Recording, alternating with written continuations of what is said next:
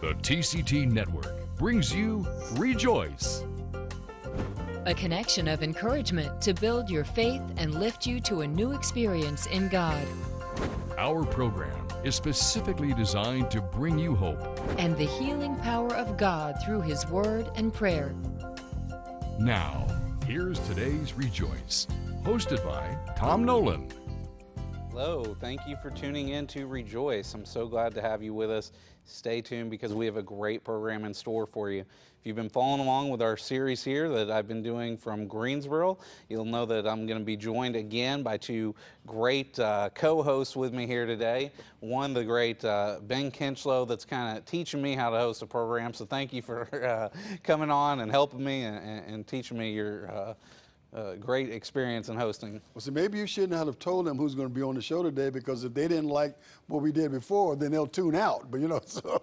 Well, that's okay. Stay tuned anyway, because you're going to like it. And sitting to my left here is, of course, one of America's premier statesmen, or former statesman. Are you still a statesman in America? I'm not even sure I ever was a statesman. Well, you served in, you served in presidential? Served in the administration of 4 different presidents, and now is the ambassador to the Christian world from Israel. And of course, our viewers are used to seeing them. You share little 1-minute insights from over in Israel, and it's been very informative to us at TCT. Our viewers love it, and so Earl Cox, good to have you with us. It's always a pleasure to come with you, Tom, either here or in Marion. Yeah, it's good wherever we are, but I've enjoyed being down here in our station in Greensboro and getting to meet a few people that I don't get to spend a lot of time with, and seeing how the station's doing here. It's always good to travel around to the different stations. It's been a while since I've been here, seen a lot of improvements that have happened, and so it's great to be here, and I hope you enjoy the program. I want to remind you there's a number at the bottom of your screen, 1-800-232-9855. That's your number to call in for prayer. There's prayer partners standing by to take your call, pray for you, whatever your need may be. But I want to start this program off a little bit differently. If you've been following along, you know we've been talking a lot about Israel. We've been supporting Israel, giving you the truth about what's going on, happening there. But this program, I just want to start out with a little bit of music. And our special guest today is going to come and speak with us in a little bit, as well as over there holding the guitar and ready to sing for us. But just to give him an introduction, this is B.J. Harris. He's a Messianic Jewish believer in Jesus. Born in New York, grew up around close to here in South Carolina, and been writing music since college. Been in the folk music scene in New Orleans, New York, Chicago, and elsewhere. So he's certainly been around doing this for quite a while. And I love how it says here, he met his Messiah in 1978 through the efforts of Gentile believers who prayed for and witnessed to him gently, diligently, and sacrificially in spite of anger, rejection, ridicule, and discouragement. And, you know, that's what we're here to do at TCT. We're spreading the gospel, but we want to do it in love. And I'm glad to see the results of that type of witnessing in BJ. So if you would play for us a song now.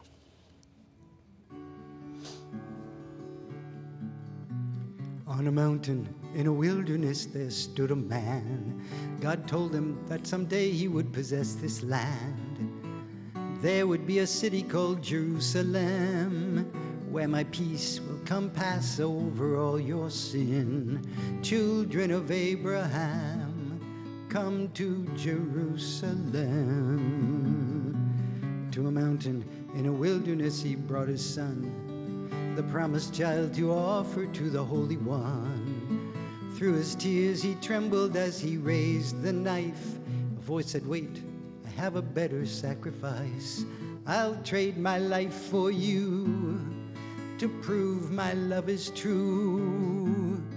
Children of Abraham, come to Jerusalem. Come to Jerusalem. Come to the Prince of Peace. Come to the great I Am, and let your searching cease. And when your heart has made room for my throne within, then everywhere you go, you'll bring Jerusalem. mountain in a wilderness I made my home, a temple on the earth where I placed heaven's throne. And every year you brought a lamb to sacrifice, the Passover that covered your sin from my eyes. Children of Abraham, come to Jerusalem. To a mountain in a wilderness the prophet came, the mighty God, the Prince of Peace, they called his name. On a mountain in a wilderness he died alone, and soon it was destroyed, that temple made of stone. The final sacrifice, Messiah gave his life. Children of Abraham, come to Jerusalem. Come to Jerusalem. Come to the Prince of Peace. Come to the great I Am, and let your searching cease. And when your heart has made room for my throne within, then everywhere you go, you'll bring Jerusalem. Come to the bread of life, the wine of sacrifice, children of Abraham, come to Jerusalem.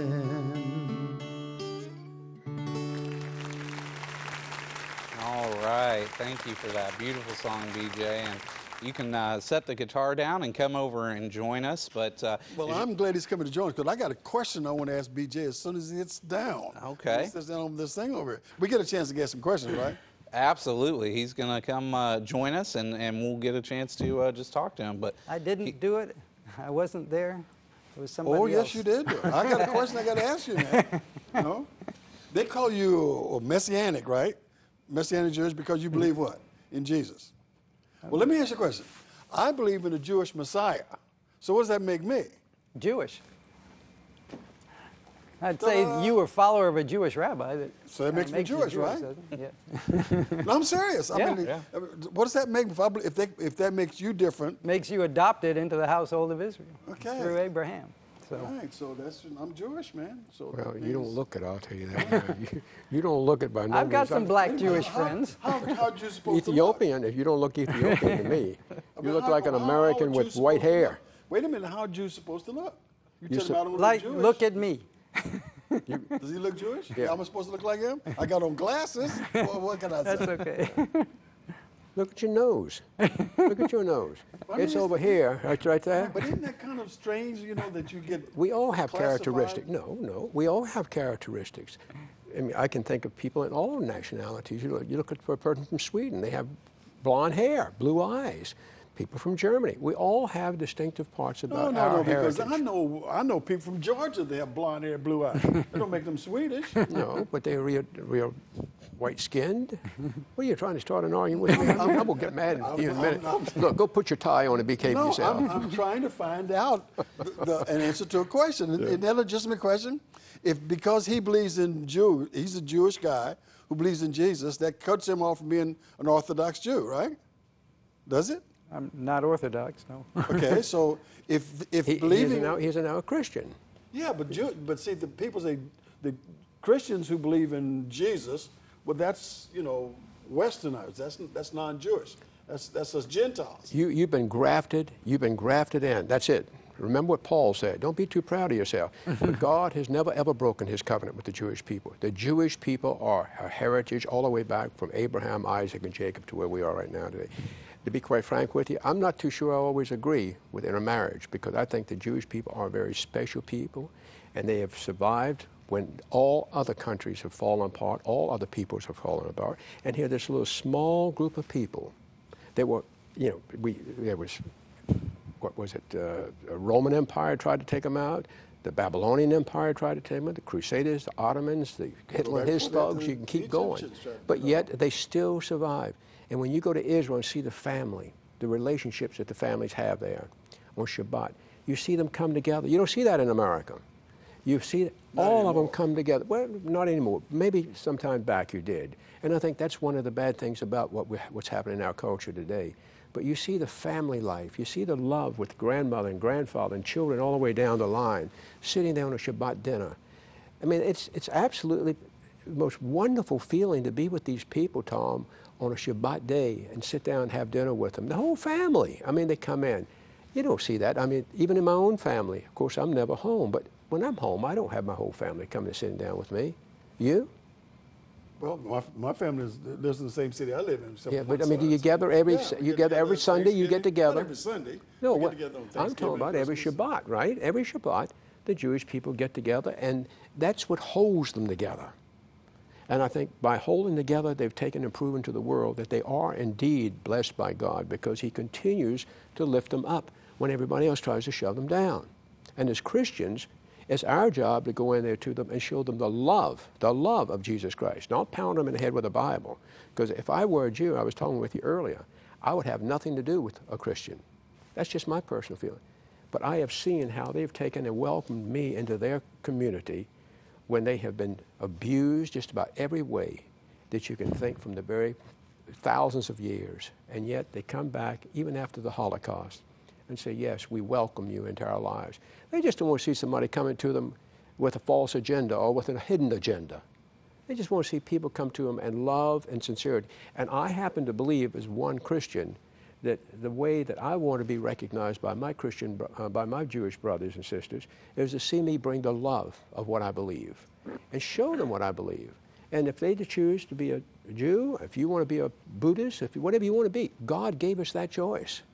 And that's what I love about the Jesus Christ I love. He says, you choose me because you want to choose me.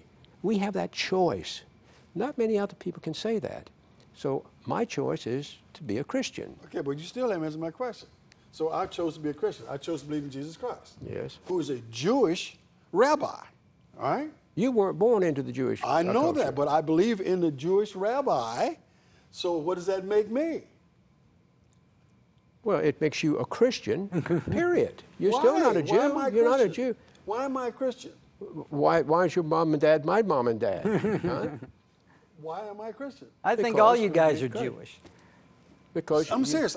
If they want to separate us based on Judaism, they want to separate. Well, you're a Jew, he's a Christian. They cannot have anything together because So if I'm a Christian, a non-Jewish, and I accept a Jewish Messiah, because that's who he is, right? The Jewish Messiah. He came to the Jews. He was born to Jewish parents, practiced the Jewish law, fulfilled the Jewish thing. In everything, he was a Jew. I believe in him as my personal Savior. Okay? So what does that make me? it doesn't make you a Jew.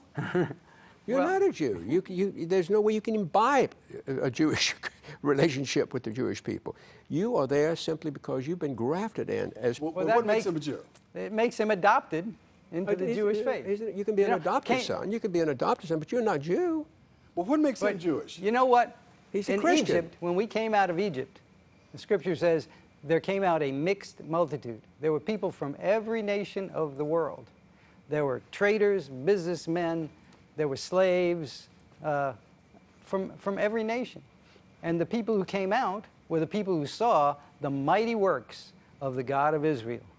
And so through the man that you believe is your Messiah, and Jewish people don't believe that the Messiah has come yet, but through him you have seen the mighty works of God, and you have come out of Egypt.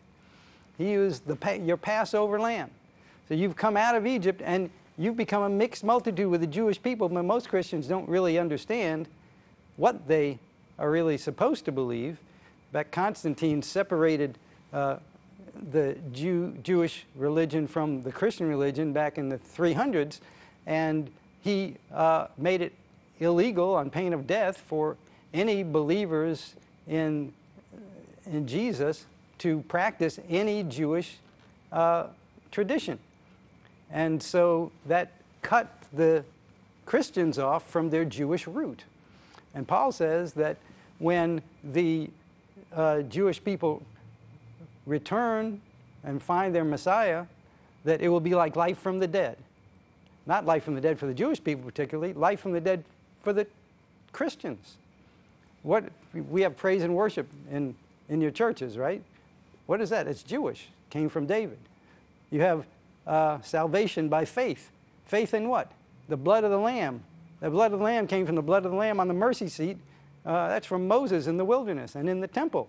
You're saved by the blood of the Jewish people weren't saved by keeping the law. The Jewish people were saved because once a year the priest went in and put that blood on that mercy seat. Mm-hmm. They were saved by the blood. So, Christians celebrate the Jewish festivals, but they don't even know it. The King James Bible says, well, we're going to celebrate Easter. Easter is mentioned once in the King James Bible, and that's a translation from a Greek word, Pascha. What does Pascha sound like? Passover. Passover, right. So they give it like an entirely different name. So Christians are celebrating the Passover, and they don't know it. Then they celebrate this other weird festival about fire and wind in the upper room. They call it Pentecost. Well, that's the Jewish festival of Shavuot. What happened at Shavuot? Wind and fire at Mount Sinai. We got the law and stone. So what's fulfillment of that? You got wind and fire, you got the law in your hearts. And the only festival the major festival they don't really celebrate is the Feast of Tabernacles. As Zechariah says, if every nation doesn't come to Jerusalem and celebrate the Feast of Tabernacles, they'll have no rain. If there's no rain, there's no food. If there's no food, there's a famine. If there's a famine, that nation will die, right? And people say, well, us Christians, we don't need to celebrate the Jewish festivals because we're not Jewish. You already do. If you don't celebrate the last one, then the nation's going to die. So I think God speaks pretty clearly that you guys will all celebrate not the Jewish festivals, they're the Lord's festivals. But what's the most important festival of Israel? You guys were just talking about it. It's the Sabbath. The Sabbath is called the Queen of Festivals. And why is it called the Queen of Festivals? Because the most important thing about the relationship with Messiah is the intimacy he wants us to come into. He wants us to be intimate. He wants us to come into his rest. And that's what the Jewish people show the world. Every Shabbat, they come into their homes and into an intimate time with the Lord God Almighty, the King of heaven, King of the universe, the God of Abraham, Isaac, and Jacob. And the interesting thing about your God is that he's got a name and a description. He's got a name. We call him Adonai because we don't mention his name, but he describes himself over and over again in the Bible. He's the God of Jacob.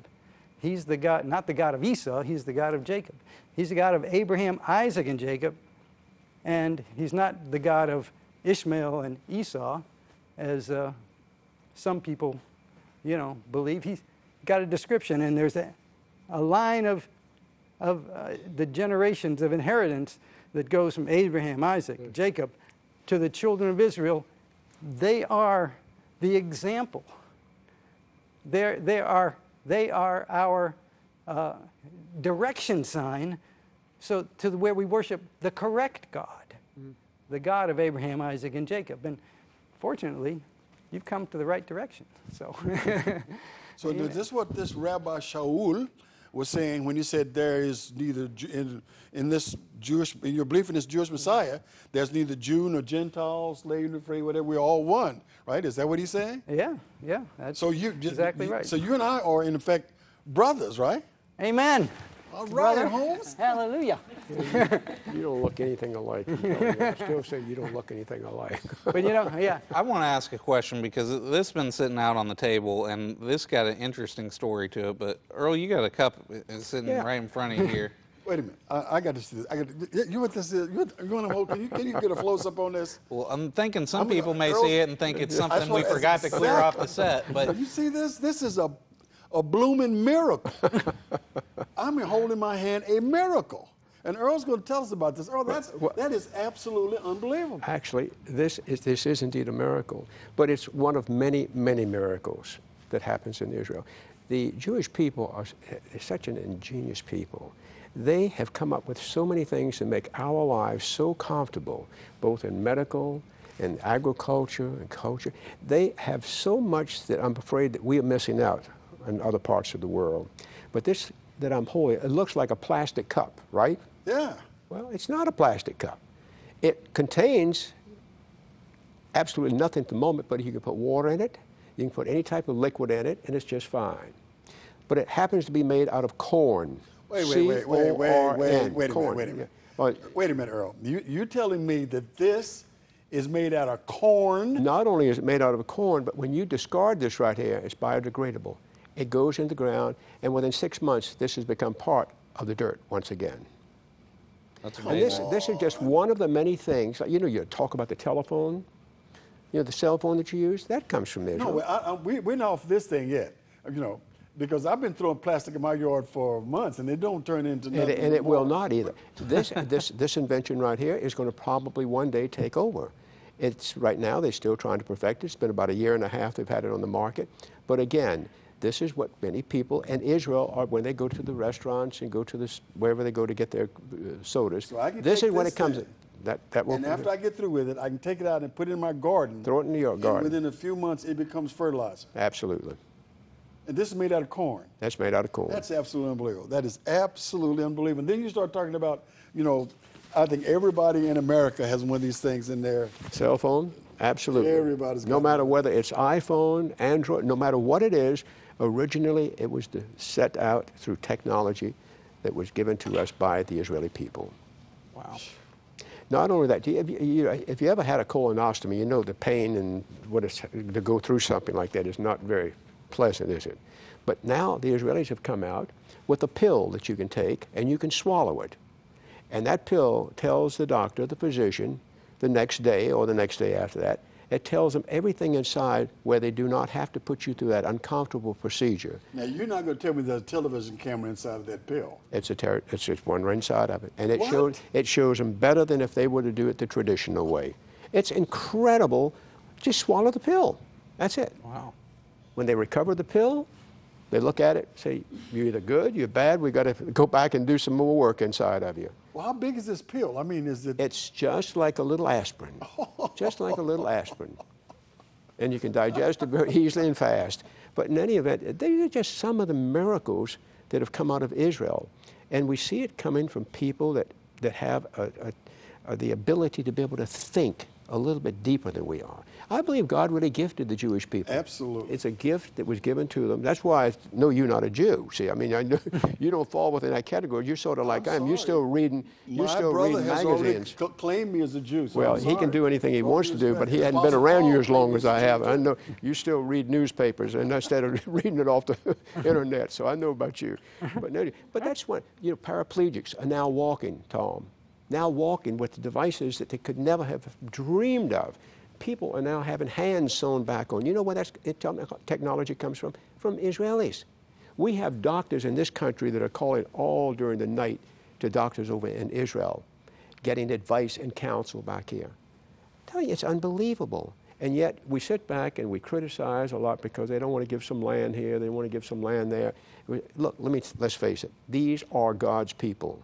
These are the apple of his eye. Have you ever reached up and tried to touch your eye with your finger? It's the most sensitive thing on your whole body.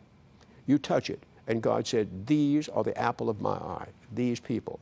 And so I think that's why we as Christians have to be extremely careful when we go in and work with the apple of God's eye, to make sure that they understand that our agenda is to show the love of Jesus Christ by bringing whatever we have, we share it with them, but we don't have a hidden agenda. Just like you said, we move in a very gentle way with them. I've never, ever had a Jewish person to come to me and say, I want to convert you over to Judaism. Never, one time. Never, one time. Why don't they do? Because they respect me for what I am. They know that I am a Christian. They respect me for that right there. Now, if they want to come and ask me what I believe, I'll be glad to share it with them. But I'm not going to go out and pound them on the head with that Bible because I think that would be the wrong thing to do. Look what we've done to them. Are you familiar with the Crusaders and the Pilgrims? You know what Hitler did and his thugs. That's what they did, and these young people over there now, their parents and grandparents were part of the Holocaust. Look what we did to them, Ben. But wait a minute, on the other hand, you look at some of this other non-Gentiles non-Jewish Gentiles went over and they rescued the Jews from Hitler too. Absolutely, So there you can't just throw us all in the were same many basket. people, and the Jewish community recognized these Right. people as I just want to make religious sure you're Jews. not throwing everybody in the same No, basket. no. You have many people. Schindler was one of them. But you have many, many people that have stepped in and helped the Jewish community. And I think people like you, what you're doing on this TV station right now, by educating people as to why we should be standing with the state of Israel. There's a reason. Yeah. Because we see both sides. Most people see one side because they don't want to see the other side. Well, speaking of the other side, let me ask you a quick question, sir. Are you discriminated against by your other brethren because you are a Messianic Jew? We're not on the best of terms, I think. But he doesn't Which is proselytize. okay, you know. Yeah. He doesn't go out and try to convert others to Judaism. I hated people like me. You know, I was, you know, it was not a good relationship when other people, you know, told me that they believed. I thought it was horrible. So, you know, I don't blame anyone for looking askance at me. But Israel has a lot more problems than that now. We've got, you know, all the violence that's going on over there. But an interesting thing that I like to tell people is that, you know, before, you know, people said, oh, we're taking the Palestinians' land. Well, before the Palestinians were claimed to have the land, not only the Palestinian Arabs, but all the Arabs, they revolted against their own Muslim brothers who were really enslaving them, the Ottoman Turks. All the Arab nations that are there now, they were organized by Lawrence of Arabia, and they fought against the governing authority of the whole Middle East. Those Arabs, they didn't govern any of that land. That land wasn't theirs, and the League of Nations and the United Nations divided the Middle East up into this Arab nation, that Arab nation, the other Arab nation, and a Jewish nation at the same time. Well, we're out of time, and so this show went by quickly, but you know, thank you for sharing all that, and that's just one of the reasons why we want to support Israel, why we've been doing these programs, why we've been staying with them. So I hope you've enjoyed it. Sorry we couldn't get to more on this program, but thank you for tuning in. I want to remind you, we need your support. You can support Christian television on TCT by writing to us at P.O. Box 1010, Marion, Illinois 62959, and we'll see you next time on Rejoice. God bless you. Bye.